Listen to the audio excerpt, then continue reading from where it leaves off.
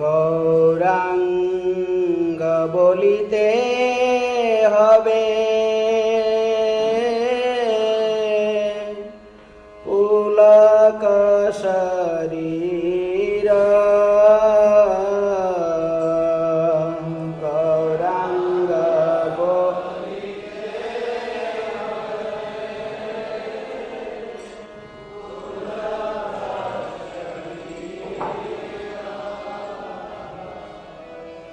গৌরাঙ্গ বলিতে হবে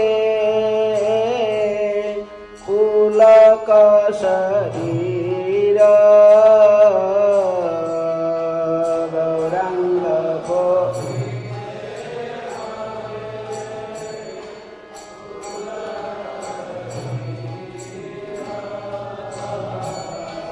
হরি হরি বলিতে নয়নি বহে নীরা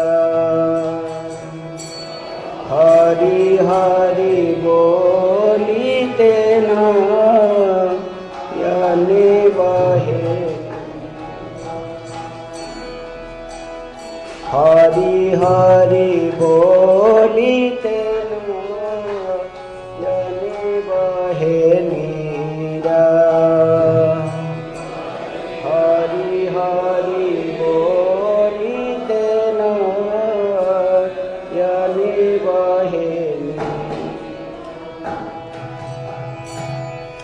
আর কবে নিতাই চন্দ্রে করুণা হইবে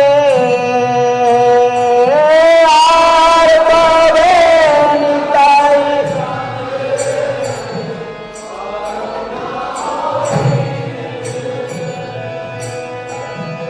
আর কবে নিতাই চন্দ্রে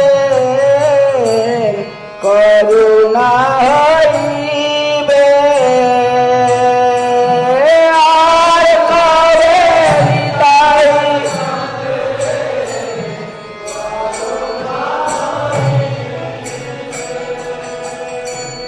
সংসার বাসনা মোর মনে তুচ্ছ হবে সংসার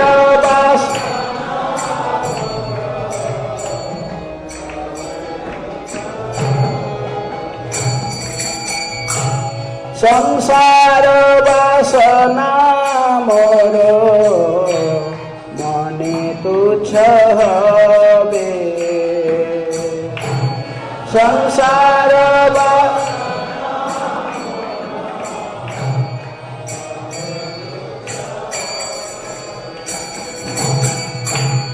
বিষয় ছাড়িয়া কবে শুদ্ধ হবে মন বিষয় ছাড়িয়া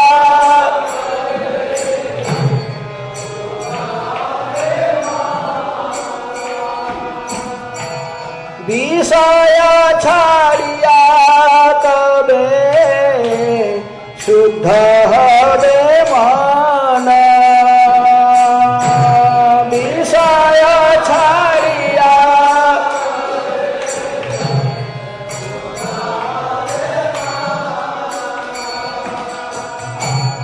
কবে হাম হেরব শ্রী বৃন্দাবন কবে হাম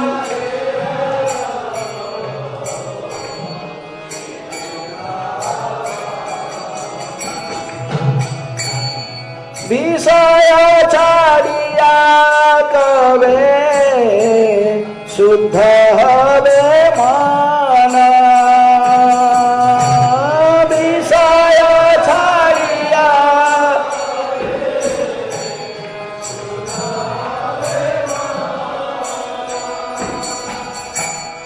কবে হাম হেরব শ্রী বৃন্দাবন কবে হাম হেরব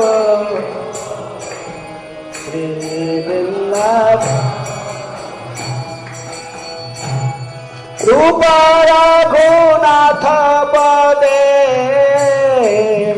होइबे आकुति रूप रघुनाथ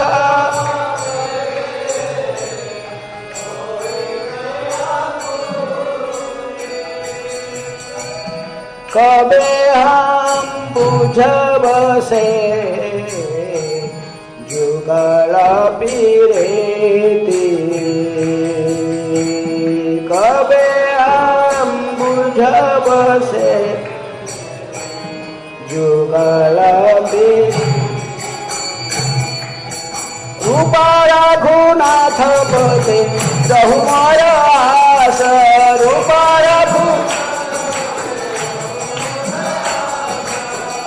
रघुनाथ पदे रहुमय आस रूप रघु प्रार्थना करई सदा नरोत्तम दास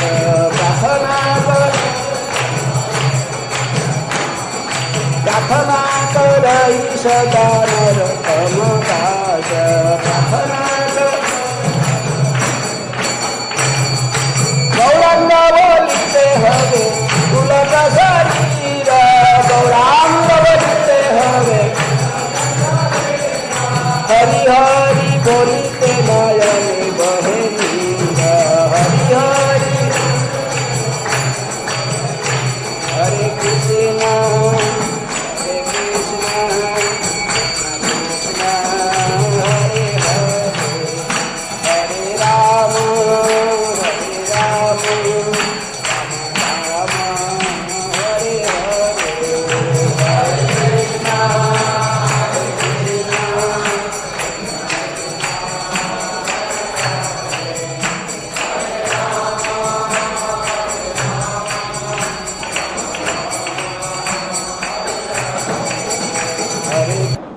गौरांग बोलिते हवे पुलक शरीर।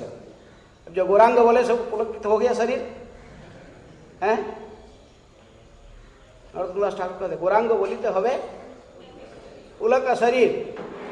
गौरांग ऐसा दुर्लभ अवसर कब आएगा जब गौरांग बोलते ही शरीर पुलकित हो उठेगा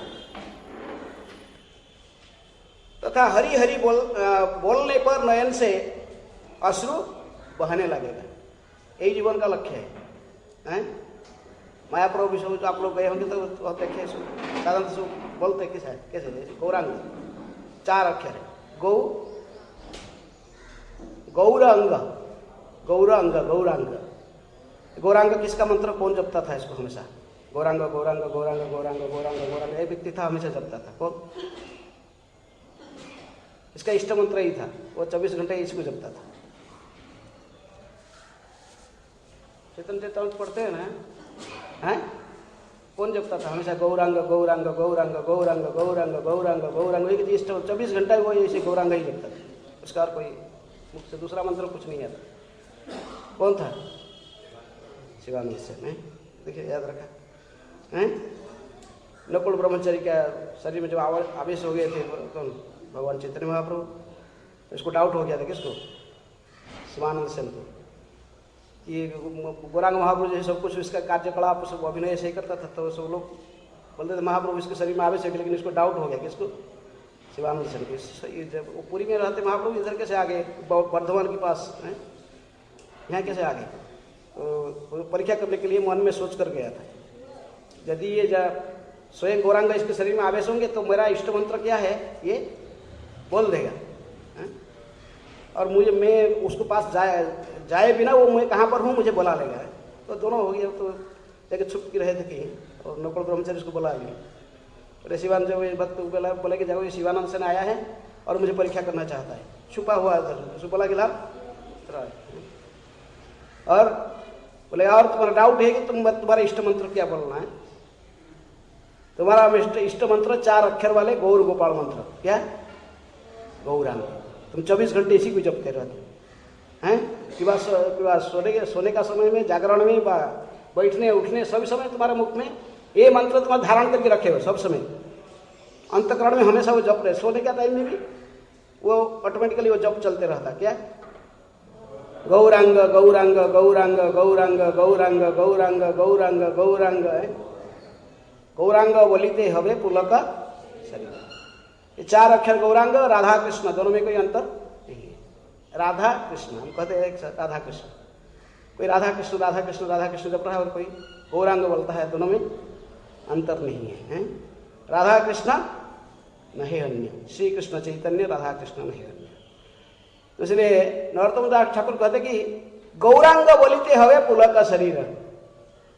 गौरांग बोलते ही जैसे हमारा शरीर पुलकित हो जाएगा, रोमांचित हो जाएगा, आंख से अश्रु की धारा बहने लगेगा। यही तो जीवन का लक्ष्य है। ये हो रहा है। जब यह नहीं हो रहा तो फिर हम लोग अभी तक किस अवस्था में है?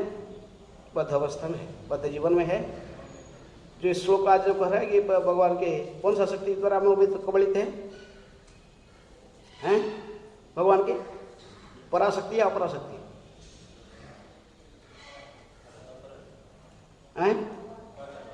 पराशक्ति में, अपराशक्ति है। भगवान की बहिरंग शक्ति की द्वारा कबलित है, इसलिए हमारा आंख से अश्रु नहीं बह रहा है। गौरांग नाम लेने पर भी कोई शरीर में किसी प्रकार की विकार नहीं आ रहा। आंख से अश्रु ना बह रहा, ना पुलकित हो रहा शरीर, ना रोमांचित हो रहा, ना कुछ हो रहा, ना कुछ आंख से अश्रु बह रहा, कुछ कोई भी लक्षण दिखाई नहीं पड़ रहा। इसलिए नरोत्तम दास ठाकुर हमें सब सिखाने के लिए आचार्य कहते कब उस दिन आएगा जब मैं गौरांग बोलते ही मेरे आंख से अश्रु की धारा बहने लगेगा। वो दुर्लभ अवसर कब आएगा? जब गौरांग बोलते ही शरीर पुलकित हो उठेगा। हरि हरि बोलने पर नयन से नीर बाश्रो बहने लगे। कब उस दिन आएगा? इसे आगे कहते कि उपाय क्या है, कैसे आ सकते हैं, स्थिति को हम कैसे प्राप्त कर सकते हैं? किसकी कृपा होने से? नित्यानंद प्रभु के। कबे हमें निताई चंदेर करुणा होइबे और संसार वासना मरो मन कबे तुच्छ हो। जब तक मेरी संसार के प्रति आसक्ति है, विषय को भोगने का वासना भरा हुआ है अंतकरण में, तब तो कैसे होगा? गौरांग बोलने पर भी हम तो बोल देते मुख में गौरांग, लेकिन कुछ परिवर्तन नहीं होता शरीर, हमारा चेतना में कोई शुद्धि नहीं हो रहा है। इसलिए अभी तो हमारा मन कहाँ लगा हुआ है? विषय में लगा है, संसार में लगा हुआ, संसार वासना इसमें भरा हुआ, कई प्रकार की मन में इच्छाएं हैं। क्लास में तो बैठ रहे हैं इधर, लेकिन मौन हमारा कहाँ? मौन और कहीं होगा,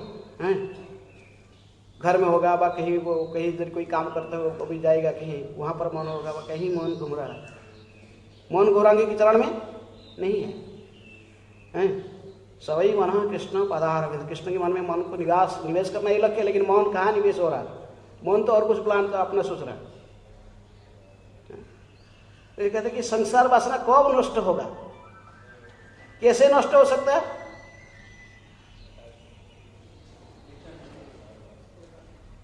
निताय चंद्र करुणा है, जब नित्यानंद प्रभु की कृपा होगा। अर्थात नित्यानंद प्रभु के वो आदि गुरु है, उनके जो प्रतिनिधि कौन है? सदगुरु। सदगुरु की कृपा होगा, अर्थात नित्यानंद प्रभु की हम डायरेक्ट तो उन्हीं के प्रतिनिधि इन्होंने इसलिए नियुक्त करके हमारे पास छोड़ दिए हैं सदगुरु को, तो उनकी कृपा होगा। पर नित्यानंद प्रभु की कृपा होने पर ही संसार की वासना, विषय को भोगने का, इंद्रिय तृप्ति की जो ये इच्छा है ये नष्ट होगी। ये तृप्ति का इच्छा, संसार को भोगने की इच्छा नष्ट होगा। और जब तक उनकी कृपा नहीं होगा कहाँ से होने वाला? कुछ होने वाला नहीं है। हम फिर वो जगाई माधाई के चेला बन के, जगाई माधाई कैसे उद्धार हुए? जब नित्यानंद प्रभु की कृपा हुआ है। लेकिन कृष्णदास कविराज गोस्वामी कहते तो जगाई माधाई हईते आमिषे पापिष्ठ, पुरुषेर कीट हईते आमिषे लघिष्ठ। आप ऐसे सोचते हैं? कृष्णदास कविराज जो कह रहे थे ऐसे ही नहीं कि वो ऐसे ही बोल दिए, नहीं, इनको ऐसा ही अनुभव, सच्चे अनुभव उनके दिल में ऐसा ही हो रहा था, स्वयं को ऐसा ही समझते थे कि मैं इतने ही, भाई कौन सा फर्क है? जगाई माधाई तो आपके नित्य पार्षद थे, उनको उद्धार कर दिया तो कौन सा बड़ा बात हुआ है? जय विजय थे, अभी तो 3 जन्म आए थे, क्या क्या बन के, हिरण्यकशिपु, फिर रावण को मुकरना, फिर शिशुपाल दंतवक्र बनकर आए, और चौथे जन्म तो वो अपने स्वेच्छा से आए, वो आपका ही नित्य पार्षद है, इनको 3 जन्म की बात तो जाना ही था आपके धाम में, और इनको उद्धार कर दिया, कौन सा बड़ा बात है? लेकिन मैं जैसा पापी को यदि उद्धार कर दोगे तभी पता लगेगा आपके पति तपावन के नाम का सार्थक होगा। जगाए माधाई हईते आमिषे पापिष्ठ। आप ऐसे सोच रहे हैं? आपको यदि कही गया अरे तुम जगाए माधा है, जगाए माधा के से भी और भी पापी हो, बोला है क्या बोल दिया मुझे? मैं थोड़ी जगाए माधा की तरफ ऐसे रुक गया था। मैं तो कभी किसी को मर्डर नहीं किया, कभी किसी का शराब थोड़ी पिया हुई। कृष्णदास कविराज गोस्वामी कहते कि जगाई माधा ही है हम इससे पापिष्ट, मैं उससे भी पापी हूँ। और ड्रेन में जो कीड़े चलते हैं, गंदे नाली में कीड़े चलते, उससे भी मैं घृणित हूँ। एहन निर्घुण्य के बाद एहन निर्घुण्य के बाद दया करे एका नित्यानंद बिना जगत संसार है। कृष्णदास कविराज गोस्वामी कहते कि ऐसे निर्घुण्य घृणित व्यक्ति बद्ध जीव में हूँ, जो ड्रेन की कीड़े से भी अधिक घृणित व्यक्ति हूँ, वैसे ऐसे ही निर्घुण्य व्यक्ति को कौन कृपा कर सकता है संसार में? केवल कौन? एक आशा है किसके प्रति? एका नित्यानंद बिना जगत संसार, ये संसार में और कोई नहीं, एकला नित्यानंद प्रभु ही कृपा कर सकते हैं। उसी बात को नरोत्तम दास ठाकुर यहाँ कहते कि कबे हमें निताय चंद्र करुणा होगी, कब नित्यानंद प्रभु की कृपा मुझे होगा। और ये संसार के प्रति मेरी वासना है, सब विषय को भोगने का, संसार को इंद्रिय तृप्ति की वासना, ये कब तुच्छ होंगे? इनकी कृपा के बिना कुछ होने वाला नहीं है। सदगुरु की कृपा के बिना ये विषय के प्रति आसक्ति छोड़ने वाला नहीं है। ये सद आदि गुरु है और उनकी ही प्रतिनिधि सदगुरु है। इनकी कृपा के बिना संसार के प्रति विषय वासना छोड़ने वाला नहीं है। इसके आगे उन्होंने कहते कि विषय छाड़िया कबे शुद्ध हवे मन, कबे हम हेरिवो श्री वृंदावन। हम चले जाते टिकट काट के यहाँ से पंजाब में कार है तो सबके पास गाड़ी है, नहीं तो कैसे भी हो पहुँच जाते वृंदावन, देख लिए वृंदावन घूम के आते हैं। कहाँ गए थे? वृंदावन गए थे, वृंदावन दर्शन करके हो गया, वृंदावन दर्शन हो गया। ऐसा नरोत्तम दास ठाकुर कहते कि ऐसे ही वृंदावन दर्शन नहीं होता है।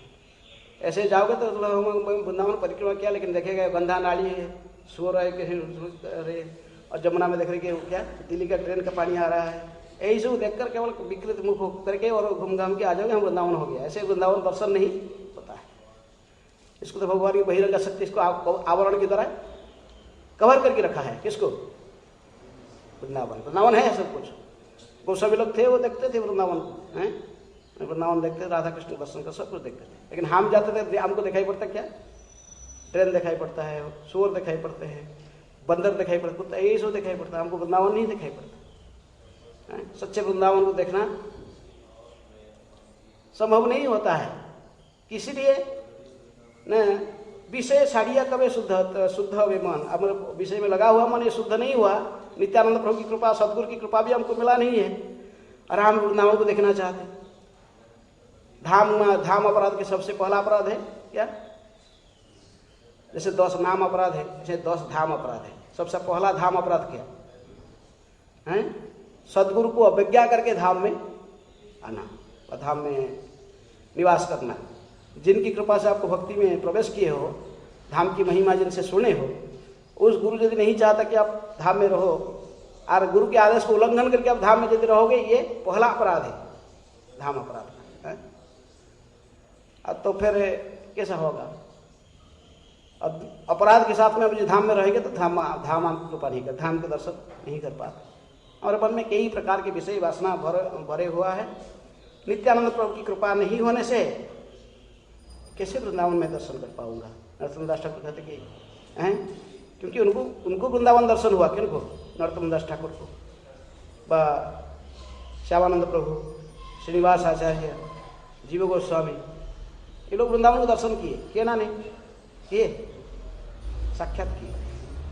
जीव गोस्वामी कैसे वृंदावन दर्शन किए? इनको वृंदावन भेजा कौन भेजा? नित्यानंद प्रभु भेजे। इनको साक्षात साथ में लेकर पूरा नवद्वीप मंडल परिक्रमा किया। जैसे स्वयं नित्यानंद प्रभु जीव गोस्वामी को साक्षात साथ में लेकर नवद्वीप मंडल परिक्रमा कराए, जिसको हम भी आज कर रहे हैं। वही क्रम में नित्यानंद प्रभु जिस क्रम में जीव गोस्वामी को परिक्रमा कराए थे, परिक्रमा पर नवद्वीप मंडल घुमाकर फिर इनको भेजे वृंदावन, जाओ भी।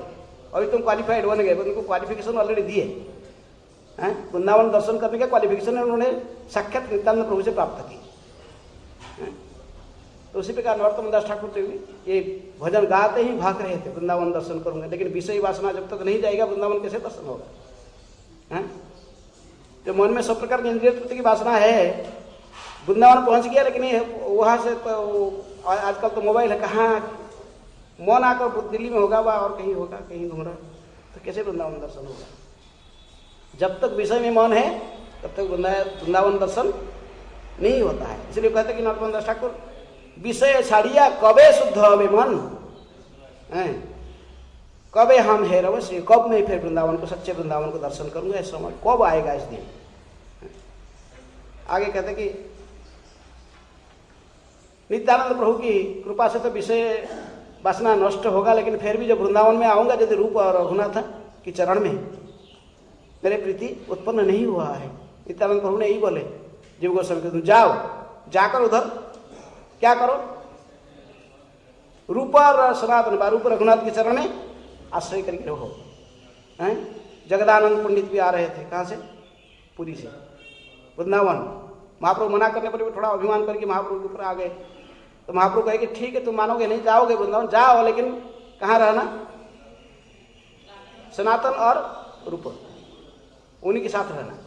ब्रजवासियों के साथ मिलजुल नहीं करना, उनसे बातचीत नहीं करना, दूर से रहना और प्रणाम करना, उनको सम्मान करना, दूर से रहकर ब्रजवासियों को प्रणाम करना, और संग करना केवल रूप और सनातन की, रघुनाथ की। इनकी जब तक कृपा नहीं होगा, उनके चरणों के प्रति मेरे जैसे जब आसक्त नहीं होगा, तो किस प्रकार मैं जुगल पिरति अर्थात राधा कृष्ण की प्रेम को व उनकी लीलाओं को कैसे मैं समझ पाऊंगा? इनके ऐसे ही संभव नहीं। अपने प्रयास से कोई किताब पढ़ लिया, किताब पढ़ के समझ गया, ऐसा नहीं होता है। पुस्तक पढ़ के नहीं समझ, जब तक हम किसी महाभागवत वैष्णव की कृपा नहीं प्राप्त किए हैं, जो उन्होंने स्वयं कृपा करके हमारा यहाँ अज्ञान अतिमिरांध से अज्ञान को समाप्त करके आपको दिव्य चक्षु नहीं देता, तो आप कहाँ दर्शन करोगे? इसीलिए नरोत्तम दास ठाकुर कहते कि रूपो रघुनाथ पदे होई व्याकुति, कब उनके चरण कमल में मेरे ऐसे ही आसक्ति होगा, उनके चरण कमल को आश्रय करूंगा, और इनकी चरण कमल ही मेरी एकमात्र आशा है। किनके चरण कमल? हम डेली गाते हैं, रूप गोस्वामी प्रणाम मंत्र डेली गाते हैं ना, मंगलाचरण कहते हैं। इसकी बात तुरंत ही अज्ञानातिमिरान्धस्य ज्ञानांजन शैलाकया चक्षुरुन्मीलितं येन तस्मै श्री गुरुवे नमः। इसके बाद क्या कहते? श्री चैतन्य मनोभीष्टम स्थापितम जन भूतले स्वयं रूप कदा मह्यम ददाति स पदान्तिकम। कौन गाया इसको कौन लिखा, रचना कौन किया? ये प्रेम भक्ति चंद्रिका के दूसरा श्लोक है। नरोत्तम दास ठाकुर जो प्रेम भक्ति चंद्रिका है, इससे दूसरे श्लोक ही है, वो रूप गोस्वामी प्रणाम। पहले अज्ञानातिमिरान्धन से कही कि वो रूप गोस्वामी प्रणाम करते हैं, तो उन्होंने ही लिखा। तो यहाँ पर भी वही कहते कि रूप गोस्वामी के चरण अरविंद को आश्रय करना है। रूप रघुनाथ पदे होई व्याकुति, रूप रघुनाथ, रूप गोस्वामी रघुनाथ दास गोस्वामी, ये दोनों के चरण आश्रित किए बिना कैसे पैदे? चैतन्य चेतन प्रत्येक चैप्टर के अंत में कृष्णदास कविराज गोस्वामी कहते हैं रूप रघुनाथ पदे रहु मरो आस चैतन्य चरितामृत कहे कृष्णदास। इनके चरणारविंद में मेरे सब समय मति लगे रहे। तो इसलिए, लेकिन ये रूप रघुनाथ फिर रूप और एक रूप गोस्वामी की प्रणाम मंत्र भी है। अददान तृणंग दंतई एवं जाचे हे पुनः पुनः श्रीमत् रूप पदाम्भुजौ धूलिश्याम जन्म जन्मनि। दांत के दोनों दांतों के बीच में घास के टुकड़े हैं, तृण के टुकड़े को धारण करते हुए दंड संपूर्ण रूप में दंडवत प्रणाम करते भूमि में निपतित होते हुए बार बार मैं याचना करता हूं कि मेरे रूप गोस्वामी के चरणारविंद के एक धूल का कण बने रहूं। जन्म जन्मांतर मेरी एकमात्र इच्छा है रूप गोस्वामी को अनुसरण करना। इसको कौन कहा? अब जो रूप गोस्वामी जाओगे वृंदावन में, तो उनके भजन पत्र में 2 मंत्र लिखा रहता है, उनका प्रणाम मंत्र लिखा है, 2 मंत्र लिखा गया। ये इसके नीचे फिर ये लिखा गया। इसको कौन गया है? कौन? रघुनाथ दास गोस्वामी। इस मंत्र को कौन गया? तो ये दोनों का चरण अरविंद में आश्रय करने के लिए कह रहे नरोत्तम दास ठाकुर, लेकिन ये दोनों में से एक फिर कह रहा है कि नहीं, दूसरे का उसी का चरण को आश्रय करो। रघुनाथ दास गोस्वामी यदि वो प्रयोजनाचार्य माने जाते हैं, लेकिन वो कहते कि नहीं, मेरा एकमात्र ये अभिलाषा है क्या? जन्म जन्मांतर में रूप गोस्वामी के चरण के एक धूल की कण बने रहूं। मेरे एक ही मात्र यही आशा है। श्रीमद रूप पादाम्बुजौ धूलिश्याम जन्म जन्म जन्मांतर एक धूल के पड़ी बने रहूँगी, क्योंकि रूपमंजरी है, रूप गोस्वामी साक्षात रूपमंजरी, और उनकी कृपा के बिना राधा कृष्ण की लीला में किसी का प्रवेश नहीं है, फिर कोई नहीं समझ सकता। तो इसलिए सबसे पहले रूप गोस्वामी कहते कि नहीं सर, यहाँ पर नरोत्तम दास ठाकुर कहते कि हमारा जो कर्तव्य है विषय की वासना को समाप्त करना पड़ेगा। संसार को भोगने की जो इच्छा है, हम ऐसे ही निर्गुण्य व्यक्ति है, जगाए माधाई से भी अधिक पापी है, और ड्रेन से कीड़े से भी अधिक घृणित है, कृष्णदास कविराज गोस्वामी कहे जैसे। ऐसे भावना को अपनाना पड़ेगा, कहीं बोलना नहीं, इसको अंतःकरण में जब हम इसकी अनुभव करेंगे, अरूप रघुनाथ पदे होई भी आकुति, जो रोएंगे भगवान वैष्णव के चरण में, तो फिर वैष्णव कृपा करेंगे, तो भी हम राधा कृष्ण की लीलाओं को समझ सकते हैं। ये नरोत्तम दास ठाकुर के कहने का प्रार्थना की सारांश है। ठीक है, हरे कृष्ण। जय जय श्री चैतन्य जय नित्यानंद,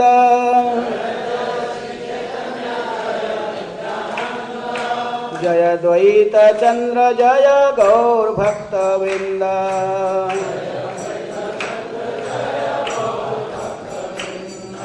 चिंतामृत से पाठ मध्य लीला अध्याय 6 सर्वभौम भट्टाचार्य की मुक्ति।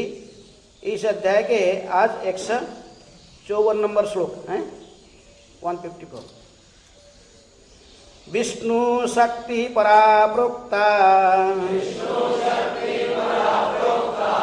क्षेत्रज्ञाख्या तथा परा, अविद्या कर्म संज्ञान्या तृतीया शक्तिरिष्यते। शब्दार्थ: विष्णु शक्ति भगवान विष्णु की अंतरंगा शक्ति, परा आध्यात्मिक, प्रोक्ता कही गई है, क्षेत्रज्ञ क्षेत्रज्ञ जीव, आख्या जानी जाती है, तथा तथा परा आध्यात्मिक, अविद्या अज्ञान, कर्म और सकाम कर्म, संज्ञा जानी जाती है, अन्य अन्य दूसरी, तृतीया तीसरी, शक्ति ही शक्ति इष्यते मानी जाती है। अनुवाद तथा तात्पर्य कृष्ण कृपा स्मृति अभय चरणारविंद भक्ति वेदांत स्वामी श्रील प्रभुपाद जी के द्वारा। जगत गुरु श्रील प्रभुपाद की जय। अनुवाद: जैसा कि शास्त्र में कहा गया है, भगवान विष्णु की अंतरंगा शक्ति आध्यात्मिक है। एक अन्य आध्यात्मिक शक्ति है जो क्षेत्रज्ञ या जीव कहलाती है। तीसरी शक्ति अविद्या कहलाती है, जो जीव को ईश्वर विहीन व निरीश्वर बनाती है और उसे सकाम कर्म से पूरित करती है। वे दोहराइए। जैसा कि शास्त्र में कहा गया है, भगवान विष्णु की अंतरंगा शक्ति आध्यात्मिक है। एक अन्य आध्यात्मिक शक्ति है जो क्षेत्रज्ञ या जीव भी कहलाती है। तीसरी शक्ति अविद्या कहलाती है, जो जीव को ईश्वर विहीन निरीश्वर बनाती है और उसे सकाम कर्म से पूरित करती है। तात्पर्य: भगवद गीता में क्षेत्र तथा क्षेत्रज्ञों के विषय में कृष्ण की वार्ता में यह स्पष्ट कहा गया है कि जीव क्षेत्रज्ञ है, जो अपने कर्म के क्षेत्र को जानता है। भौतिक जगत में जीव पूर्ण पुरुषोत्तम भगवान से अपना संबंध भूले हुए हैं। यह विस्मृति अविद्या कहलाती है। भौतिक जगत की यह अविद्या शक्ति सकाम कर्म के लिए प्रोत्साहित करती है। यद्यपि यह अविद्या शक्ति भौतिक शक्ति भी पूर्ण पुरुषोत्तम भगवान की शक्ति है, किंतु यह जीवों को विस्मृति की अवस्था में रखने के निमित्त है। यह जीवों में भगवान के प्रति विद्रोह की भावना के कारण है। इस प्रकार जीव वैधानिक रूप से आध्यात्मिक होते हुए अविद्या शक्ति के प्रभाव में आ जाते हैं। यह किस प्रकार होता है उसका वर्णन अगले श्लोकों में किया जाएगा। आज के जो श्लोक हम पढ़ रहे हैं इसकी वक्ता कौन है, कौन बोल रहे हैं श्लोक? आप क्रम में सुनकर आ रहे प्रसंग है। गौरांग महाप्रभु बोल रहे हैं। किसको बोल रहे हैं? सर्वम भट्टाचार्य। सर्वम भट्टाचार्य कौन है? गौरलीला में कौन थे सर्वम भट्टाचार्य? बृहस्पति है, देवताओं की गुरु, कोई साधारण व्यक्ति नहीं है हम जैसे। बृहस्पति है और भगवान स्वयं गौरांग महाप्रभु स्वयं श्री कृष्ण। वार्तालाप चल रहा है दोनों में, गौरांग महाप्रभु और सर्वम भट्टाचार्य। गौरांग महाप्रभु अब पहले श्रवण करके आए प्रसंग किस प्रकार जब पुरी में जगन्नाथपुरी में महाप्रभु पहुंचे और सीधे जगन्नाथ जी को दर्शन करने के लिए पूरे अंत कक्ष में अल्टर में प्रवेश कर गए। आजकल तो सबको अलाउ है कि नहीं? जगन्नाथपुरी में टिकट दो, ऐसे ही 9 बजे के बाद 9:30 बजे दर्शन में सबको अलाउ है। सुबह मॉर्निंग कोई भी पब्लिक भी कोई भी जा सकता, पूरा अल्टर तक है। यही जगन्नाथ के चरण भी छू 100 रुपया 2 पंडा को चरण छुआ देगा। तो लेकिन महाप्रभु उस समय गए, सीधे जगन्नाथ जी को देखे। पहले तो जब आते थे दूर से ही, वो चंदनपुर गांव से, वहाँ से उनको दिखाई पड़ता बाल गोपाल कुर्ती जगन्नाथ मंदिर के ऊपर को जो पताका में दिखाई पड़ता, वहाँ पर भागते लगते आए। पछाड़ खाते खाते वहीं से पूरे बार बार गिरते थे, फिर उठते थे, फिर आमे से दर्शन कर जगन्नाथ को कैसे दर्शन करना गौरांग महाप्रभु ने सिखाया स्वयं। तो भगवान कैसे दर्शन कर रहे थे वहाँ से 10 किलोमीटर पहले, 10-12 किलोमीटर पहले से वो ऐसे पछाड़ खा वहाँ वो दिखाई पड़ रहे थे जगन्नाथ जी की जो पताका पतितपावन बाना, उसको कहते हैं पतितपावन बाना जे जारना, इसके नाम पतितपावन बाना है। वो पताका को देखते ही पतितों की उद्धार हो जाता है। नीला चक्र है, देख नीला चक्र के ऊपर वो पताका उड़ रहा है। वहाँ देखकर महाप्रभु ने वो श्लोक कहे, बोले कि अरे मेरे को बाल गोपाल स्वागत बुला रहा है। दिखाई पड़ रहे थे चक्र में, वो पताका में कौन दिखाई पड़ रहा था? बाल गोपाल किशोर मूर्ति है, किशोर मूर्ति बाल गोपाल दिखाई पड़ रहे थे। उनको देखकर वहीं से ही दंडवत किए तो पोछाड़ खाते खाते बस वहीं तक आए, पूरे मंदिर तक आए। बार बार गिरते थे फिर उठते थे, और तो कोई था नहीं, सब पीछे रह गए थे। दंडभंग की बात नित्यानंद प्रभु ने उनके दंड तोड़ दिया। बोले कि फिर मैं आप लोग के साथ नहीं जाऊँगा, डिसाइड करो, मैं अकेले जाऊँगा नहीं तो तुम लोग का अकेले जाओ, अलग जाओ, मैं तो आप लोग के साथ में नहीं चलूँगा। इसलिए वो लोग कह दिया थे, मुकुंद और कह दिया कि ठीक है महाप्रभु आप आगे जाइए, आप हम पीछे जाएंगे। तो इसलिए अकेले आते थे और कोई था नहीं साथ में, अकेले ही जगन्नाथ जी के दर्शन करने के लिए महाप्रभु अकेले ही भागे। पछाड़ खाते खाते रोते रोते आंख से अश्रु में धारा बहता था, पूरे धूला में लथपथ हो रहे थे। ऐसे ही कड़ाकड़ी देते हुए प्रणाम करते हुए वहीं से ऐसा स्थिति हो रहा है। किसका हो रहा है? कोई हो रहा है ऐसा? कुछ होने वाला नहीं ऐसा। लेकिन महाप्रभु ने सिखाया जगन्नाथ जी के दर्शन कैसे करना है। स्वयं कृष्ण है तो उन्हें सिखा रहे अपनी आचार्य प्रभु जीवेरे सिखाए, आचरण करके सिखाए कैसे जगन्नाथ के दर्शन करना है। वहां से रोते रोते रोते रोते हाथ पछाड़ खाते खाते महासिंह दर्जा पर पहुंचे। अंदर गए, जगन्नाथ जी को देखे, गरुड़ के पीछे जगन्नाथ जी को देख कर भागे सीधे आलिंगन करने के लिए। सही तो प्राणनाथ पाइनु जहा लागी मदन दहने झुरी गेन, क्योंकि राधा भाव को आस्वादन कर रहे थे। कृष्ण है लेकिन कौन सा भाव को आस्वादन कर रहे थे? सोचते थे कि मैं राधा रानी, अपने को भक्त भाव राधा रानी के भाव को आस्वादन कर रहे थे। राधा या प्रणय माधुरी किद्री सेवा नहीं हुआ, कैसे हैं राधा रानी की प्रणय माधुरी। आज राधा भाव से भावित होकर भागे जगन्नाथ जी को आलिंगन करने। सही तो प्राणनाथ पाई, वही प्राणनाथ को प्राप्त किया हुआ है जहां लागी मदना दहने झुरी गेरू, जो मेरे राधा रानी जैसे सुखती थी। मेरे कैसर बात यौवन की प्रारंभ अवस्था में जिनके लिए मैं दिन रात रो रहा था, वही प्राणनाथ है सामने।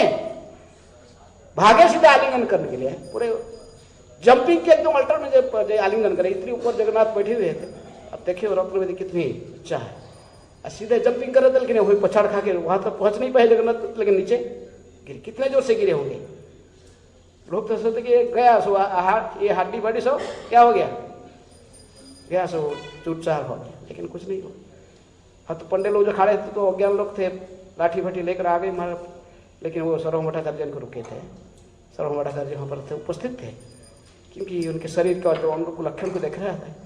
देखिए कि ये तो महाभागवत वैष्णव के समस्त लक्षण उनके शरीर में हैं, एक महापुरुष के लक्षण हैं। शास्त्र के आधार पर, शास्त्र के पंडित थे कौन, सर्वभौम भट्टाचार्य। सो देखे सारे अंग लक्षण देखकर बोले कि ये कोई साधारण पुरुष नहीं है। आजान लंबित भुजो कनकावधा, तो इनके ऐसे सारे लक्षण को देखे, आंख पूरा कवल की पत्ते की पकौड़े की तरफ है, इतने लंबो, इतनी भुजा, इतनी घुंटन को स्पर्श कर रहा था नीचे, उनके बाहु से पड़े हुए थे पछाड़ खा के, और इतनी सुंदर है गौरवर्ण गौरांग। ये प्रकृति में कृष्ण, भगवान श्री कृष्ण और राधा, राधारानी के शरीर में, क्योंकि उनकी कांति राधा भाव द्युति सुबड़ी चोरी कर लिए कृष्ण, क्योंकि राधारानी के अंग की कांति और उनकी भावना को, तो इसलिए कृष्ण फिर राधारानी को जब साथ में जोड़ देते तो उनका रूप के और अधिक मधुर हो गया, क्योंकि गौरांग महाप्रभु के। तो पड़े हुए तो सर्वभौम भट्टाचार्य, इसलिए इनको रुक के पंडित उनको सब हम कहते मूर्छित होकर पूरा बेहोश पड़े हुए थे, समाधिस्थ होकर। तो उठा कर लेकर गए थे अपने घर में, आप लोग सुने से हुए, सर्वभौम भट्टाचार्य लेकर गए। और बाद में नित्यानंद और अन्य पार्षद सब आए, वो फिर भी खबर लेकर उनके घर में पहुंचे। लेकिन इनकी सर्वभौम भट्टाचार्य की बहनों ही थे, कौन, गोपीनाथ आचार्य। गोपीनाथ आचार्य और मुकुंद, ये दोनों का पहले परिचय था सर्वभौम भट्टाचार्य के। सर्वभौम भट्टाचार्य के ओरिजिनल घर कहाँ पर, कहाँ से आए थे वो, पूरी कहाँ से आए थे? सर्वभौम भट्टाचार्य का ओरिजिनल घर कहाँ है? नवद्वीप मंडल परिक्रमा कर रहे हो, कहाँ है? विद्यानगर है, विद्या वाचस्पति उनकी भाई है, वहीं से आए थे पहले। महाप्रभु की लड़ाई में भाग, ये सब मैंने महाप्रभु की तरह अरेंजमेंट है, तो इसलिए वहाँ से आए थे। और वहाँ जो पहले थे, वहाँ भी स्कूल खुली पढ़ाते थे विद्यानगर में, तो ये सब जानते थे इनको। मुकुंद आदि कई लोग जो वहाँ के नवद्वीप वासी जानते थे। इसलिए मुकुंद और जो गोपीनाथ आचार्य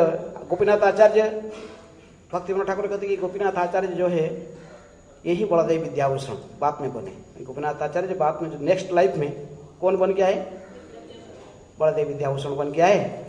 और उन्होंने सुना था महाप्रभु और सर्वभौम भट्टाचार्य के दोनों के बीच में जो बातचीत हो रहा था, महाप्रभु ने कैसे डिफीट किए थे इसको, सारे आर्गुमेंट को। ये तो चैतन्य चैतन्य को विस्तार में दे दिए कृष्ण, लेकिन इसका जो डिटेल को सुने था, कौन सुना था? गोपीनाथ आचार्य बैठ के सुने थे। महाप्रभु और सर्वभौम भट्टाचार्य के बीच जो बातचीत चल रहा था, ये बृहस्पति और भगवान ने उसके आर्गुमेंट को खंडन करके, जैसे मायावाद को सब खंडन करके कैसे स्थापित किए थे, इसको सुने थे। वही गोपीनाथ आचार्य फिर आए किस बन के बलदेव विद्याभूषण के रूप में, और आकर फिर गोविंद भाष्य लेकर वैष्णव सिद्धांत को स्थापित किया है, गौड़ीय वैष्णव सिद्धांत। भक्ति विनोद ठाकुर से ही मतामत देते हैं। अब तो इसलिए गोपीनाथ आचार्य और मुकुंद कहे कि ये तो स्वयं भगवान है, ये बातचीत चलते रहा है। ये उनको कन्विंस करना चाहते थे सर्वभौम भट्टाचार्य को, ये कौन है? वो सोचते थे कि यंग सन्यासी है, अरे ये 24 साल उम्र में, इतनी कम उम्र में सन्यास ले लिया, कौन? अरे इतने देखने में इतनी कंदर्प के समान, कंदर्प को भी पराभूत करने वाले इनका अंग कांति, इसका तो कभी भी कहीं फॉल डाउन हो जाएगा, कई स्त्रियां इनके पीछे पड़ जाएंगे।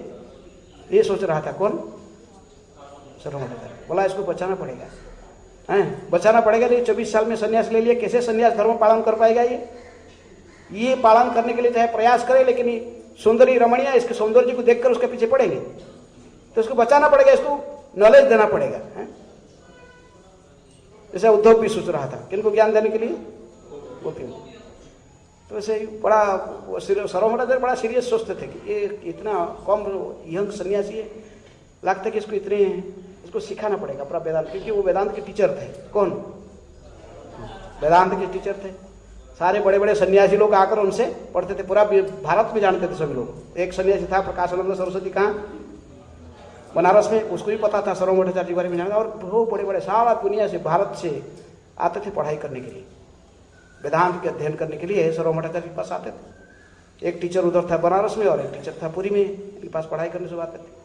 चाहे ये गृहस्थ आश्रम थे, लेकिन सब ये महान विद्वान बृहस्पति थे, तो आते थे। अब तो कहे कि तो ये कहते थे कि इसको तो मैं बचाऊंगा, इसको तो वेदांत से पढ़ाऊंगा बैठा के। मेरे घर में आ गया और ये पहचान का भी सब परिचय मिल गया, ये जगन्नाथ पुरंदर की पुत्र है, हमारा पड़ोसी है, नवद्वीप से है, तो इसको मैं पूरा इसके संन्यास धर्म कैसे पालन होगा, लेकिन इसको थोड़ा ऊंचा भी उठाना पड़ेगा, सरस्वती या तीर्थ कुछ उपाधि होना चाहिए। कैसे भारतीय जो संप्रदाय है थोड़ा नीचे संप्रदाय, जो व्याम मायावादी सन्यासियों की जो दशनामी सन्यासी होते पर जो सब है, जो भारतीय है, ये जो टाइटल है जिनकी भारतीय पूरी जो टाइटल होता है सन्यासियों की, वो थोड़ा नीचे श्रेणी की माने जाते हैं। और जो सरस्वती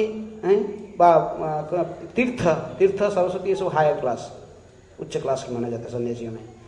तो ये सही भारतीय के कैटेगरी से, भारतीय के पास क्यों सन्यास लिया है? सन्यास लेना था तो थोड़ा उच्च कोटि से लेना था। किससे? कोई सरस्वती हो, प्रकाशानंद सरस्वती उधर था, कि कोई और तीर्थ था, तीर्थ कोई ऐसे टाइटल। तो इसलिए इसको मैं पढ़ाऊंगा, शास्त्र पढ़ाई कि इसका भी और संस्कार करके अरे ऊपर को उठा दूंगा इसको, हाई क्लास सन्यासी बनाऊंगा। ये तो ऐसे भावना था। लेकिन गोपीनाथ आचार्य को और मुकुंद को अच्छा नहीं लग रहा था, बोलते थे क्या क्या सोच रहा है। तो उसको कन्विंस करना चाहते थे कि तुम जिसको ऐसे साधारण सोच रहे हो, साधारण नहीं है, स्वयं भगवान है, वो स्वयं भगवान है। लेकिन वो मानता नहीं था। कौन? सर्वमठाचार्य मानने वाला नहीं, वो हंसी उड़ा रहा था। और ये तो सड़ा और बीणो बह नहीं थे, दोनों में थोड़ा मजाक भी होता है। अब गांव में देखे ना, तो अपना जो कौन सड़ा था कौन बह नहीं था। सर्वमठाचार्य साले थे और बहनो ही था कौन, तो दोनों में तो मजाक भी होता है। तो मजाक चलता था, कभी कभी गुस्से में भी गुस्सा आ जाता था ज्यादा विष्णु ने इनको, गोपीनाथ आचार्य को कि क्या कह रहा है, इनको साधारण समझ रहा है, ये साक्षात भगवान है। सर्वमठाचार्य हंसे बोले अरे तो भगवान बोल रहा है किसको भी तो मजाक चल रहा था। लेकिन बात में एक दिन चैतन्य महाप्रभु को सर्वमठाचार्य ने साथ में आकर लेकर गया, जगन्नाथ जी को दर्शन करके आए। जगन्नाथ जी को दर्शन करने के आने के बाद अपने घर में आसन में देकर बैठाया। किनको? महाप्रभु को आसन दिया बैठने। महाप्रभु बैठ गए तो वो सामने बैठा कर आप वेदांत पढ़ाना प्रारंभ कर दिया। सर्वमठाचार्य अपना बैठ खोल के, कुछ समय भी हो गया, 9 बजे क्लास खत्म करना है, तो बैठ के अपना पढ़ाना शुरू किया। अब पढ़ाना शुरू किया तो महाप्रभु ने सुनते रहे हैं। वो जैसे पूरा एक जो परफेक्ट स्टूडेंट है, बैठकर फुल अटेंटिव लिसनिंग। तो कई प्रकार के होता है, अटेंटिव लिसनिंग है, इन अटेंटिव, दोनों मिक्स, फिर अटेंटिव इन अटेंटिव, सब कई प्रकार के होता है। लेकिन महाप्रभु कैसे सुनते होंगे? पूरा अटेंटिव, कुछ नहीं बोलते, एक पूरे ध्यान से हाथ जोड़कर पूरा विनम्रता से सुन रहे थे। क्योंकि उन्होंने गोपीनाथ आचार्य को बोले थे, बोले अरे वो वात्सल्य से मुझे प्रेम करता है। कौन? सर्वमठाचार्य। आप लोग उसको गलत मत सोचो, ठीक है वो पढ़ाना है तो पढ़ लूँगा, क्या पढ़ाता है बैठकर सुने। 7 दिन बीत गया, 7 दिन बीत गए, 7 दिन सुनते रहे। कहाँ सुने थे आप? पूरी जाते तो जगह स्पॉट भी देखे ना, स्पॉट कहाँ पर देखे कोई हैं? सर्वमठाचार्य घर आज भी है पुरी में, वहाँ अंदर जाओगे तो सर्वमठाचार्य की सेवित जो शालग्राम में भी है, उधर दामोदर शालग्राम सर्वमठाचार्य पूजा करते थे। वहाँ पर बाद में गंगा माता को समय भी जाकर वहीं पर सेवा करते। उनके रसिक राय के विग्रह भी उधर है। और उसके आगे आजकल आज भी ऐसे ही बना हुआ है, जहाँ कहते कि हम मूर्ति बना गया सर्वमठाचार्य हैं। महाप्रभु मैंने बैठे हुए जब सिखाया और षडभुज रूप महाप्रभु उनको दर्शन दिए, मूर्ति बना हुआ होता है। बाजू में एक ऐसा एक क्या सुड़ंग जैसे है, गुम्फा जैसे। तो कहते कि इसी रास्ता था, यही रास्ता पूरा अल्टर तक गया, जगन्नाथ मंदिर के अल्टर तक। और प्राचीन काल में जो सर्वमठाचार्य थे तो 500 साल पहले उन्होंने वहाँ से वहीं से अंदर से महाप्रभु को ऐसे बाहर से निकाल के इसको उठा के ले आए थे। वहीं से अल्टर्स के अंदर से इसी रास्ता में वो अपने घर में आते थे। ये डायरेक्ट यहीं से अपने घर से मंदिर के अल्टर में सीधे जाते थे। तो एक सुड़ंग है, लोग दिखाते हैं, तो वहीं पर स्थान है। बैठा कर 7 दिन सुनाया था। कुछ पुथी ऐसे कपड़े में बांध कर रखे लोग दिखाने के लिए, पुथी, यही पुथी पढ़ा रहा था। कौन? सर्वमठाचार्य महाप्रभु। 7 दिन जो बीत गया, कोई बातचीत नहीं हुआ। सर्वमठाचार्य बोले कि अरे क्या कैसे स्टूडेंट है? बोले कि आप क्या सुन रहे थे, आपको समझ में आ रहा है? आपको पूछने लगा। कौन? कुछ समझ में आ रहा है कि नहीं है? 7 दिन में बोला, 7 दिन अब तो हूँ कि ना, को भी हो कि ना, कि कुछ नहीं बोल रहे, बैठकर बस सुन रहे थे। तो बोले क्या कुछ समझ में आ रहा है? नहीं कुछ नहीं है, तो समझ में नहीं आता तो कुछ प्रश्न भी होना चाहिए। कोई प्रश्न भी नहीं है। और चुपचाप बैठ रहे, क्या कर रहे हो? तो समझ में बड़ा तंग में आ गया। कौन? श्रवण भट्टाचार्य। क्या समझ रहे? तो फिर महाप्रभु ने मुख खोल के कहे कि समझ तो रहा हूं मैं, वेदांत सूत्र को समझ रहा हूं, लेकिन आप क्या बोल रहे हो उसको नहीं समझ पा रहा हूं। आप क्या बोल रहे हो उसको समझ नहीं पा रहा, लेकिन वेदांत सूत्र तो मैं जानता हूं। जो महामुनि व्यास ने जो वेदांत सूत्र कहे, वेदांत सूत्र उसको तो मैं समझ रहा हूं, उसके अर्थ मुझे क्लियर है मेरे सामने वेदांत सूत्र। लेकिन आप इसका कैसे अर्थ कर रहे हो उसको मुझे समझ में नहीं, और आप इसको जो इंटरप्रिटेशन कर रहे हो उसका, अपना भाष्य, शारीरिक भाष्य किसका? शंकराचार्य जी के, तो उसको जो लाकर उसको क्या बोल रहे हो, तो ये मुझे समझ में नहीं आ रहा है। भाष्य तो पूरा क्लियर है, व्यासदेव जी ने जो कहे वेदांत भाष्य वो क्लियर है पूरा।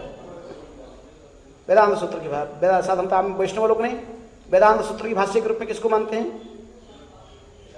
श्रीमद् भागवती उसकी ओरिजिनल भाष्य महाप्रभु ने कहा कि श्रीमद् भागवत में ही वेदांत सूत्र की मूल ये भाष्य है। ये स्वयं जो भाष्य करता है, जिन्होंने लिखा है वेदांत भाष्य, उन्होंने उसकी पूरा डिटेल जो टीका टिप्पणी श्रीमद् भागवत के रूप में लिख कर गए व्यासदेव, इसलिए हमको दूसरा टीका जरूरत नहीं है। वेदांत सूत्र के अर्थ भागवत पूरा है, इसी का ही विस्तार है। लेकिन वो क्या बोल रहे थे? सर्वों अपना समझा रहे थे शंकराचार्य की भाषा, वो जो आदि शंकर जो उन्होंने आए थे कि भ्रमित करने के लिए, भगवान ने ही भेजे थे शंकराचार्य को, जाओ जाकर संसार को, ये मूर्खों को भ्रमित करो है, संसार कलयुग में जाकर उनको भ्रमित करना लोगों को, क्योंकि भ्रमित करके फिर वो उनको क्या पशु हत्या को रुकना था। बुद्धदेव ने आकर पशु हत्या को रुक कर गए थे। कौन? और कहे थे कि वेद पुराण सब झूठा है, कह के चले गए थे बुद्धदेव। इसलिए तुरंत ही अहिंसा परम धर्म को स्थापना करना था।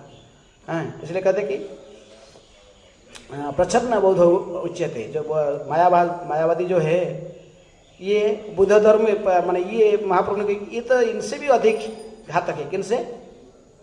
जो बुद्धिस्ट जो मायावादी है ये बुद्धिस्ट लोगों से और भी घातक है।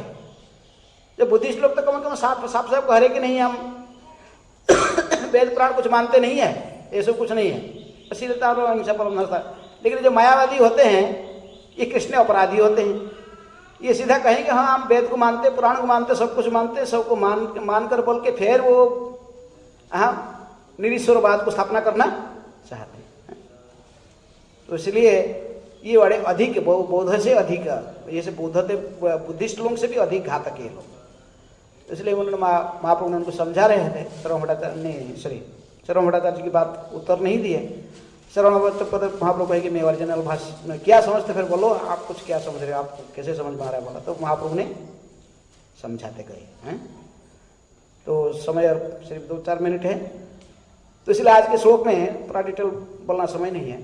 तो भगवान ने गौरांग महाप्रभु ने कह रहे हैं कि ये विष्णु कहाँ से कोट किए श्लोक, कौन सा पुराण से उद्धृत किए?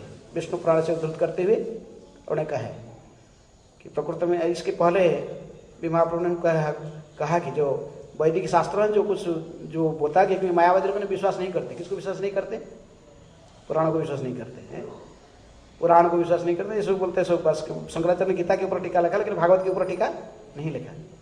मायावादी कहते कि भागवत भी ये वैशंपायन ऋषि को ही लिखा था, व्यासदेव की कृति नहीं मानते लोग हैं। तो ऐसे ही वो लोग का, लेकिन फिर भी महाप्रभु ने समझे जरा पुराण भी जरा कह रहे, लेकिन पुराण ऐसा नहीं है, वो भी उपनिषदों की व्याख्या करता है। पुराण जो उपनिषद को समझाने के लिए पुराण में फिर इसको व्याख्या की गई है। फिर महाप्रभु ने समझा कि जैसे ही जो ये शब्द प्रमाण है इसको बिना युक्ति तर्क से स्वीकार किया जाता है। पिछले श्लोक में भी आया था, वो देखा गया कि क्या गोबर और दो उदाहरण दिया गया, गोबर का और शंख का। महाप्रभु ने उदाहरण दिए, शंख और गोबर ये दोनों को पवित्र कहा गया शास्त्र में। तो सभी लोग मान रहे हैं, आप मायावादी मान रहे हैं ना, ये दोनों पवित्र है। इसलिए कहा गया पुराणों में, वेदों में कहा गया है शब्द प्रमाण। इसलिए शब्द प्रमाण वेदांत सूत्र में जो कहा गया ये शब्द प्रमाण है, इसको एज इट इज स्वीकार करो, उसका पर आप भाष्य मत, अपना इंटरप्रिटेशन मत जोड़ो। इसको समझाते हुए कहे कि भगवान श्री कृष्ण ही स्वयं षडैश्वर्यपूर्ण भगवान है, एक व्यक्ति विशेष है। ये सभी शास्त्र में पुराण में कहा गया है, कृष्णस्तु भगवान स्वयं। अहम सर्वस्य प्रभवम अतः सर्वं प्रवर्तते इति मत्वा भजते मां बुद्धा भाव समन्विता। अहम एवास्येवाग्रे नान्यत् यत् सत् असत्पराम पश्चात अहम जेतताश्च जो वशिष्यत सो अस्मि। भगवान कहे सारे गीता में, भागवत में, पुराण में, कई जगह पर उदाहरण दी गई। षडैश्वर्य पूर्ण भगवान है कृष्ण, एक व्यक्ति है, 6 ऐश्वर्य से युक्त है, 6 ऐश्वर्य से युक्त भगवान है। ऐश्वर्यस्य समग्रस्य विद्यस्य जशस्य ज्ञान वैराग्यम इति छन्न भगगणा। भगवान की ऐश्वर्य पूर्ण भगवान इस शास्त्र में कहा गया। और आप उनको लाकर कहा निराकर कहा उनको स्थापना करना चाहते हैं, ये कभी संभव नहीं है। और आप खुद ही जा रहे हो डेली जगन्नाथ जी की पूजा करने, फिर कहे कि भगवान ब्रह्म निराकार निर्विशेष है। तो इसको स्थापना करते हुए तो इस प्रसंग में आते हुए महाप्रभु ने श्रवणाचार्य कह रहे कि विष्णु पुराण से कोट करके कि भगवान विष्णु ये परम भगवान है और उनके 3 शक्ति है, अंतरंग, बहिरंग और तटस्थ। वह कहते कि परा प्रोक्त क्षेत्र अविद्या कर्म संज्ञा तृतीय शक्ति से 2 शक्ति तो पहला मैंने इनकी अंतरंग शक्ति है और दूसरा तटस्थ शक्ति है जो कि जीव है उनके दूसरे। लेकिन तीसरा शक्ति और एक है, वो है बहिरंग, जो कि तीसरी शक्ति अविद्या कहा जाती है। इसको इसका क्या कहते हैं? अविद्या भी कहते हैं। और जीव को ईश्वर विहीन व निरेश्वर बनाती है और उससे सकाम कर्म में पूरित करती है। संसार के प्रति जो कर्म विभिन्न प्रकार के कठोर गधे के समान खटने का जीवात्मा को कौन लगाता है? ऐसे ही तम और रजगुण के द्वारा प्रवृत्त करा के इसको घोर कर्म में ऐसे ही लगा देता है। कौन? बहिरंग शक्ति। जीव यदि भी आध्यात्मिक माना जाता है, जीव शक्ति, जीव भी क्षेत्रज्ञ है। जैसे प्रभुपाद कहते गीता में भगवान ने कहा है इसको, इदं शरीर कौन्तेय क्षेत्रमिति विधीयते, ये शरीर के ही क्षेत्र है और इसको जो जानने वाला क्षेत्रज्ञ है। 2 क्षेत्रज्ञ हैं, एक तो जीवात्मा में क्षेत्रज्ञ, वो एक ही क्षेत्र के बारे में केवल जानता अपने शरीर के बारे में, लेकिन दूसरा क्षेत्रज्ञ और है जो सारे क्षेत्रों के बारे में जानता है। 84 लाख योनि में सब प्रत्येक जीवात्मा के हृदय में निवास करने परमात्मा क्षेत्रज्ञ है। लेकिन ये जो छोटा क्षेत्रज्ञ है ये बहुत सूक्ष्म होता है। भगवान विशाल है तो इसके उदाहरण आप लोग पहले सुने हुए हैं। विशाल अग्नि के जो उत्साह और उसमें से कोई सूक्ष्म कणिका, जीवात्मा उसी ममई वांश जीवलोके जीवभूता सनातना भगवान के अंश से सूक्ष्म कण है। तो इसलिए ये सूक्ष्म कण होकर, लेकिन इसकी प्रवृत्ति जो एंजॉय करने का वो है, इसलिए वो माया को पकड़ने जाता तो माया उसको कबलित कर लेती है। भगवान को कबलित नहीं कर सकती है माया, लेकिन सूक्ष्म जीवात्मा को कबलित कर लेती है। और फिर उसको बार बार कई प्रकार के कर्म ऐसे माने गर्हित कर्म करने से इसको प्रोत्साहित कर उसी में लगा देती हैं। इसी कारण से माया के द्वारा मोहित होने के कारण वो भगवान को भूल जाता है। कौन? जीवात्मा। निकटस्थ माया तारे झापुड़िया धरे, कृष्ण ते भूलिया जीव भोगवांछा करे। तो इसी बात को और आगे विशेष रूप में समझाया जाएगा। इस डिटेल एक एक करके फिर सर्वमठाचार्य मैंने महाप्रभु कहते जाएंगे, इसको समझाते जाएंगे डिटेल आगे। लेकिन आज इतना ही जानना चाहिए कि भगवान एक व्यक्ति विशेष है, उनकी 3 मुख्य शक्ति है, अंतरंग, बहिरंग और तटस्थ। और अंतरंग शक्ति महात्मा स्तुपार्थ दैवी प्रकृति सिद्धा। जो महात्मा लोग हैं तो दैवी प्रकृति भगवान की अंतरंग शक्ति के अधीनस्थ होकर भगवान की सेवा में ही सब समय लगे रहते हैं। आज जो महात्मा नहीं है, दुरात्मा है, माया के द्वारा कबलित होकर, तो फिर अपने इंद्रिय तृप्ति में कई प्रकार के भिन्न भिन्न कर्म में माया के द्वारा प्रोत्साहित होकर इस जन्म मृत्यु संसार में भटकते रहते हैं। जीवात्मा तटस्थ शक्ति है, ये स्वतंत्र नहीं रह सकती है। इधर अंतरंग शक्ति के अधीन में रहेगा, नहीं तो बहिरंग शक्ति की अधीन में रहती है। ठीक है, समय हो गया। कोई किसी प्रश्न है? समझाने के मैंने ज़्यादा इधर उधर हो गया, टाइम नहीं है। हाँ, हरे कृष्ण। कोई प्रश्न है? पंडित जी।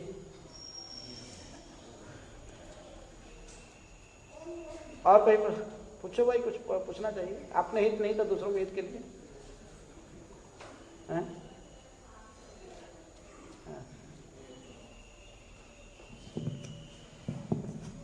तटस्थता प्रकृति है, वैधानिक कॉन्स्टिट्यूशनली वैधानिक रूप से आध्यात्मिक शक्ति है।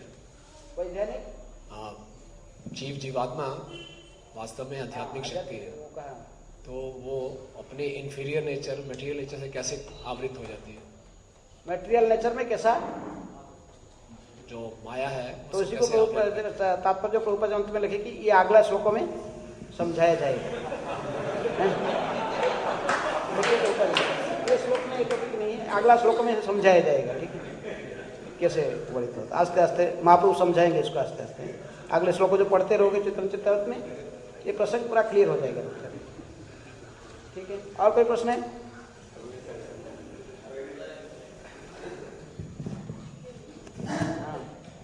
हाँ बोलो।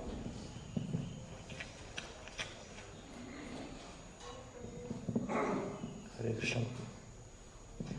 महाराज भगवान पूर्ण चिन्मय है। भगवान पूर्ण चिन्मय है, अध्यात्म चिन्मय है। चिन्मय है, तो वहां से भौतिक सृष्टि कैसे हो सकती है? चिन्मय में से भौतिक चीज कैसे निकल सकती है? तो इसलिए सृष्टि कौन करता है? शंभु करते हैं। कौन करता है? शंभु। जय शंभुतामपि तथा समुपैति कार्य। भगवान इसलिए डायरेक्ट माया को स्पर्श नहीं करते। तो अपने सृष्टि तत्व आप सब जानते हो, भागवत कैसे सृष्टि आता है। भगवान थोड़ी कुछ करते हैं। भगवान ही काम है केवल गाय चराना और गोपियों के साथ में नाचना, इसके अलावा दूसरे काम नहीं है उनके। भगवान केवल गाय चराते, रास रचाते, यही है उनके। ये भगवान है, आदि भगवान, ये है कृष्ण है, ये भगवान है। इनकी केवल एंजॉय ही करना, आनंद, उनको क्या लेना देना है सब। इसलिए वो कहाँ करते? माया को स्पर्श ही नहीं करते, वो अपना जगह में रहते हैं। लेकिन वो विस्तार करके अपने अपने आस्ते आस्ते फिर तीनों विष्णु आ गए। फिर वो बहुत आगे सृष्टि कैसे हुआ। भगवान डायरेक्टली कुछ नहीं करते, लेकिन फिर भी इसी को कहते अचिंत्य भेद अभेद तत्व है। और सब सभी के कारण है, लेकिन फिर भी नहीं है। सर्व कारण कारणम, सभी कारण होते हुए भी सभी कारण कुछ कहीं उनको कुछ स्पर्श नहीं करता है। इसे हाँ क्या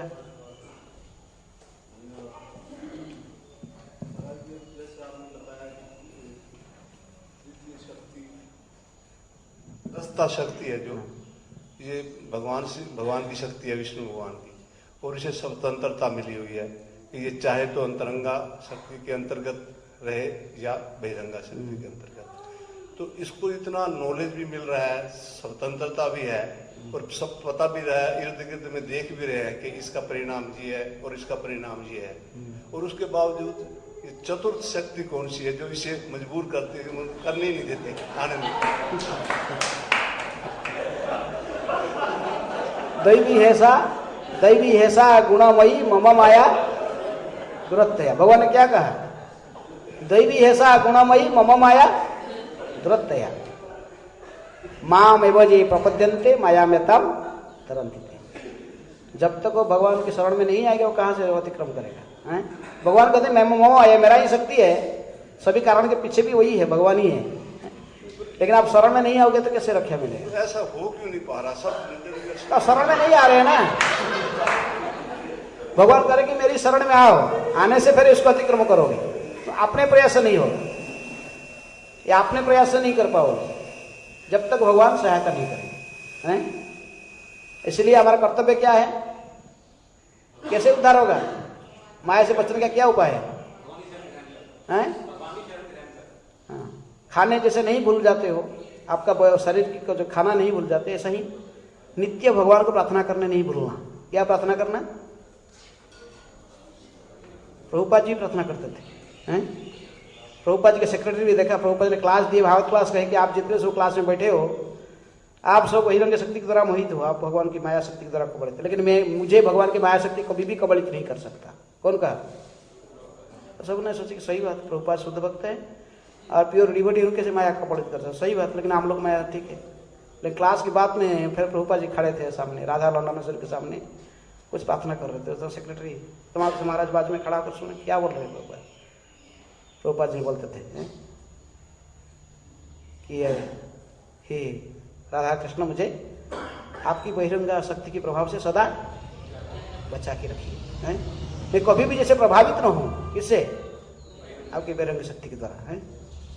तो ऐसे मैंने तो सेक्रेटरी प्रभुपाद आपको अभी भी कहे कि अभी क्लास में भाई कि आपको कभी भी बहिरंग शक्ति को कबलित नहीं कर सकता, आप माया से मुक्त हो। लेकिन अभी फिर हम सुने ऐसे ही प्रार्थना करें, प्रभु कहते यही तो सेक्रेट है, यही सेक्रेट है, इसलिए बहिरंग शक्ति मुझे कबलित नहीं कर सकता, क्योंकि मैं नियमित प्रार्थना करता हूं, प्रत्येक दिन, एक दिन भी गैप नहीं है। तो हम भूल जाते, कितना लोग प्रार्थना करते हो मंदिर में आकर के माम को बचा के रखिए, प्रार्थना करती कोई? राधिका रमन को प्रार्थना करते कि मुझे आप बहिरंग शक्ति से बचा कर रखिए, प्रार्थना कर रहे हैं? नहीं कर रहे, तो फिर कैसे बचो हैं? इसको मत बोलिए, खाने के जैसे नहीं बोल, नियमित। जिस समय में आप सोचते कि मैं माया से मुक्त हो गया हूं, उसी समय में माया आपको इतनी शक्तिवान है। भगवान कहते मम माया दुरत्तया, ये मेरा ही शक्ति है। थोड़े से अहंकार आ गया, मैं भक्ति में बढ़ गया, वो आगे बढ़ गया हूं, और मुझे किस नहीं है, मैं अभी बहुत प्रोग्रेस कर गया हूं, फास्ट श्रेणी के, प्रथम श्रेणी के भक्त, उत्तम अधिकारी बन गया हूं। जो सोचता है, सोचता ही अर्थात वो ऑलरेडी माया में है, माया उसको पकड़ लिया तभी तो बोल रहा है ऐसा ही। जो माया से मुक्त है वो हमेशा कहता कि मौसम पतित प्रभु ना पाइबे। नरोत्तम दास ठाकुर कहते हैं कि महाप्रभु पतित पावन हेतु तब अवतार, मौसम पतित प्रभु ना पाइबे यार।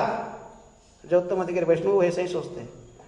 जो हम कुछ घमंड आ जाएगा थोड़ा, तो जो घमंड में बोलते हैं कि मैं बड़ा प्रोग्रेस हो गया, फिर दम के बाद चलता है, बहुत शास्त्र पढ़ गया हूँ, बहुत सब कुछ जानता हूँ, हैं? मेरा समान कौन जानता है? मौसम पंडित और कोई नहीं है, मैं बहुत कुछ जानता हूँ, और अपना छाती फुला के चलेगा और साधारण लोगों की बात नहीं करेगा। क्या न्यू फाइट कोई इनसे बात नहीं करता। फिर जो अहंकार आएगा तो फिर समझ लो कि ऑलरेडी माया की तरह कबलित है। तब तो सोच रहा अहंकार आ रहा मन में। तो इसलिए नित्य प्रार्थना करने का, रेगुलर। मैं बोल दिया लेकिन 2 दिन के बाद भूल जाओगे, हमको पता है। प्रत्येक दिन रेगुलर प्रार्थना करोगे, बच जाओगे। भगवान बचाएंगे, क्या और कोई नहीं बचाएगा। भगवान जब तक नहीं कहेंगे कि ये जीवात्मा को छोड़ दो मेरे पास, मेरे पास, तो फिर वो छोड़ेगा, नहीं तो नहीं छोड़ेगा, हैं? और इतने शक्तिमान है, किसी को भी कबलित कर सकते। ब्रह्मा जी को कबलित कर, हम लोग कौन सा है? ब्रह्मा जी भाग गए, अपने पुत्री के देखकर भागे पीछे, पुत्री के सौंदर्य को देखकर मोहित होकर भागे। शंकर जी भाग गए, कहाँ? मोहिनी को देखकर भागे, हैं? तो और कौन है? नारद जी भाग गए, विश्व मोहिनी को देखकर, वो इच्छा हो गया उसको, है? ये शक्ति को कोई प्रभावित नहीं किया है। भगवान की ये शक्ति, माया शक्ति, केवल भगवान का ही कृपा से ही ये आयत होती है। भगवान चाहेंगे तभी, नहीं तो कोई नहीं, दूसरे कोई नहीं, है? ठीक है, हरे कृष्ण। चैतन्य चरितामृत की जय, श्रील प्रभुपाद की जय, राधा राधिका रमण भगवान की जय, कृष्ण बलराम की जय, गौरता की जय, जगन्नाथ बलदेव सुभद्रा महाराज की जय। हरे कृष्ण। श्रील प्रभुपाद की जय।